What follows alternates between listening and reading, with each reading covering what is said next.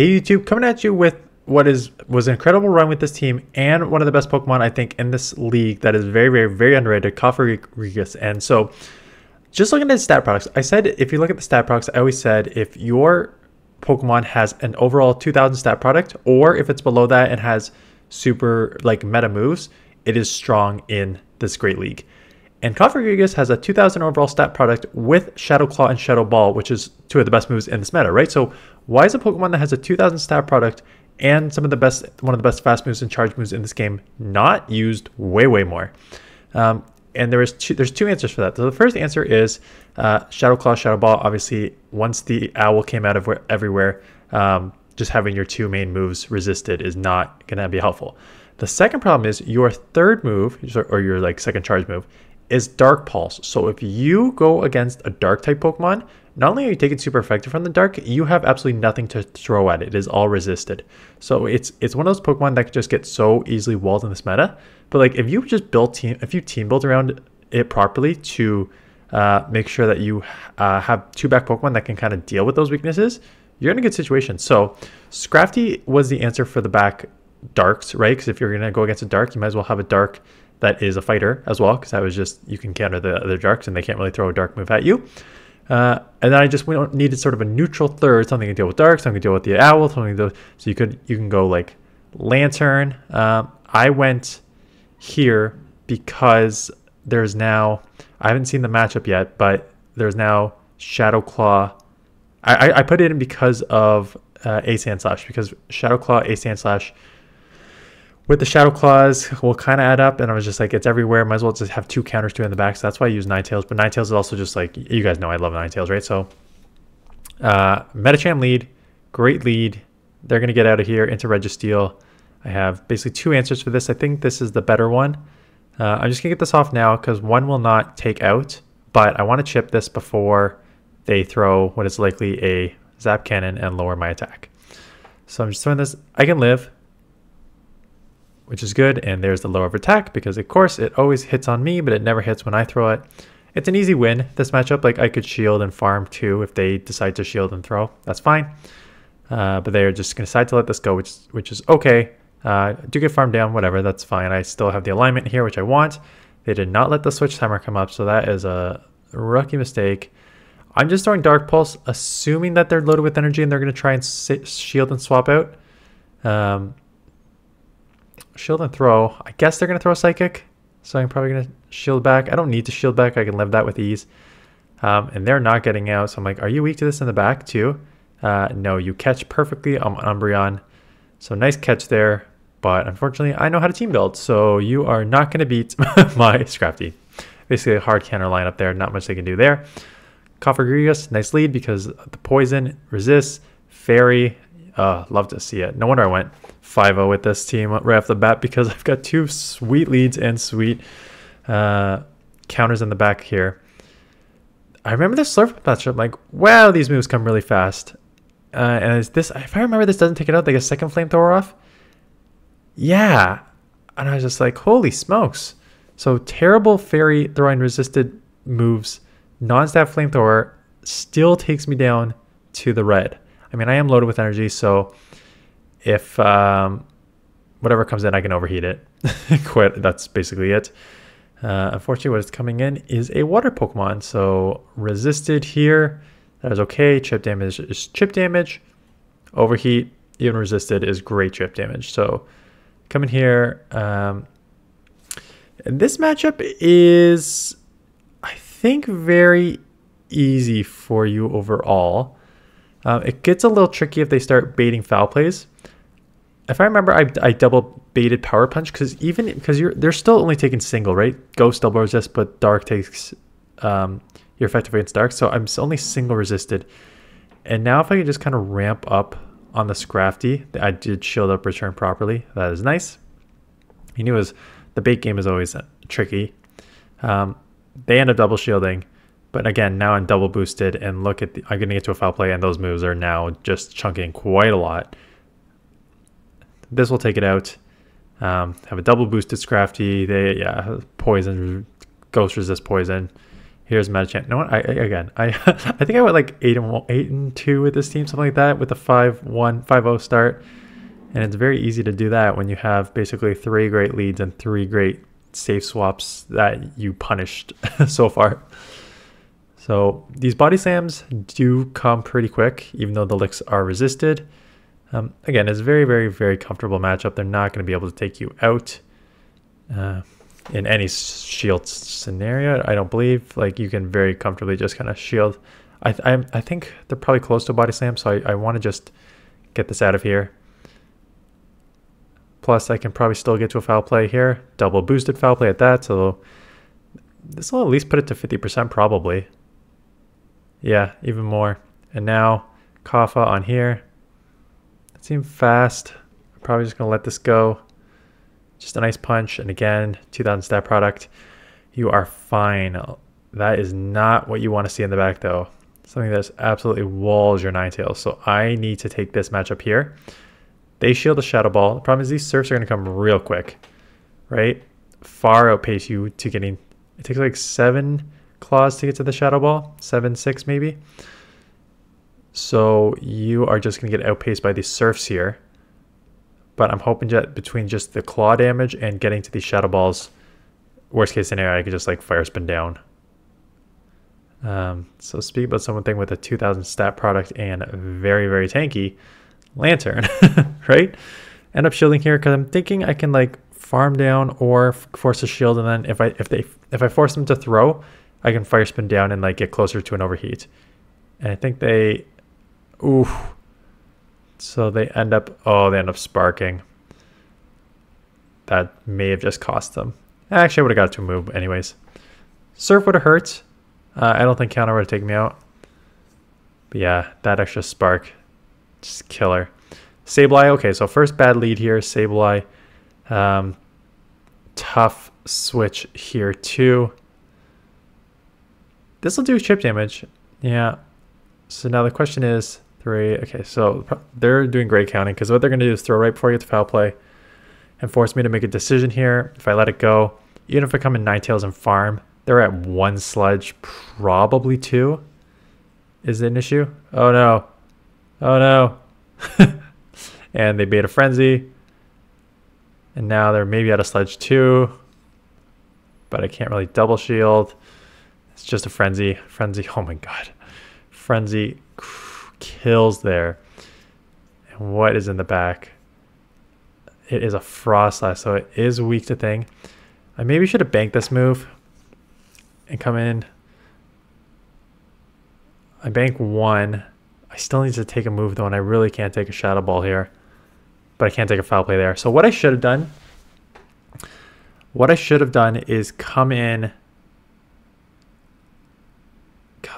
right away with Kofa, because the claws are going to add up. Even if they get to the Shadow Ball before me, I can basically Shadow Claw a bunch, shield, and farm a bunch to basically come out with 2 moves, or come out with 1 move, like 1 to take it out and come out with a move. Am I going to win anyways here? Yeah, I'm going to win with the overheat. I still just, again, I won, but I still think a better move would have been to come in immediately, claw, shield the Shadow Ball, come out with a move, and then I would have had 2 moves on Ninetales anyways. So either way, a win is a win, despite a tough lead there. Empoleon, I'm just staying in this because, again, I can take this in the 1 because Claw's such a good move. I bait with Dark Pulse, Shadow Ball's going to one-shot, they're already pretty low. Altaria comes in, so I need to get this chip damage off. I'll eventually come. So Altaria is really tough for this. You might want to run like the Lantern that I suggested earlier, because flyers are kind of tough for Scrafty, right? And so I do get a shield. I have to shield back. A Sky Attack or Moonblast is gonna hurt, right? So I'm gonna have the shield here. It's just a Sky Attack. Hopefully they can't get to another one. They do get to another one. That is unfortunate. So that is super effective. I will take it out, but damage is done. They can probably come and farm now. Yeah, the problem with this team is there's no real safe swap. Like, and I'm so Ninetales is drawing dead against this. There's no real safe swap on this team, so if you see a dark lead, Scrafty is your best answer. But if there's a dark on the lead, they've probably got something like a fighter covered, right? Which makes Scrafty way tougher to come in as a safe swap. So I have to rely on Ninetales, but Ninetales just with water can just get absolutely, or Altaria can just get absolutely punished. So I wouldn't mind replacing Ninetales for a more neutral safe swap like Lantern or the Owl, right? Even that's fine because you have Scrafty and Kofa that can deal with like steals.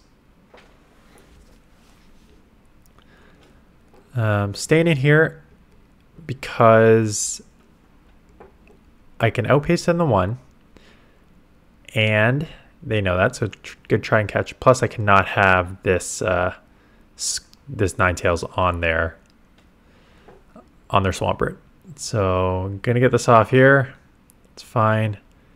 I just gotta take the move. There's no point of shielding. I'm just gonna be taken out by the Swampert anyway. So Brave Bird, yeah, I don't care. Like, you really don't have a choice. Still come out loaded with energy. Oh, and it's a Jellicent. So they didn't want to give up Swampert's energy, but they are coming to hit super effective here. Just go Dark Pulse.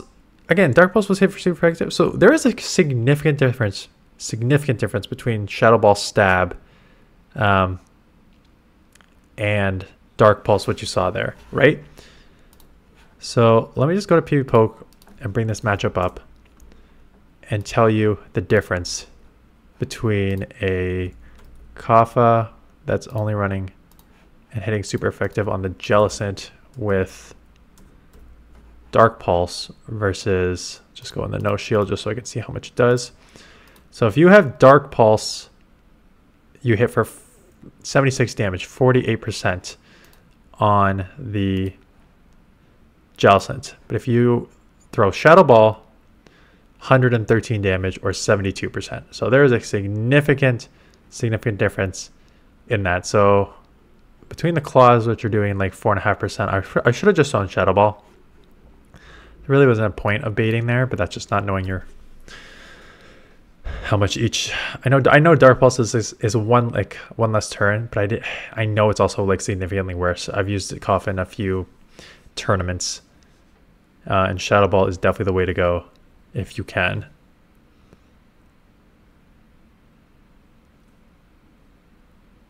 So looks like I am double shielding. No, yeah, I'm double shielding the Sableye to keep switch. I'm gonna get hit with an Altaria, so that is unfortunate. Chip this as much as I can. They shield, interesting. I know it's an overheat, which hurts, but it's resisted overheat. So even at worst, it's doing like what, 40% to an Altaria. Gonna get hit with the Sky Attack here. Hopefully I can get him, now that they shielded, hopefully I can get a Shadow Ball off, and I can. Will not take out, obviously. Hopefully the claws will add up before they take me out here. It's now within foul play range. That's good. I'm going to instant swap. Oh, and they instant swapped into their... Oh, they had a Sandslash, right? So double super effective against Sandslash. I had 2 answers for Sandslash. In the back here. Take it out. Foul play for the win there. And I think there's one more battle. That was my 5-0 set here. So Altaria lead. Again, this is kind of where you want to see it. Yeah, you might want to cover Scrafty's flying weakness with a better Pokemon. So if you get like Pelipper or you get Altaria, you're really hurting in the back. So I would cover, I would get rid of Ninetales and put in Lantern or something else like that, quite honestly.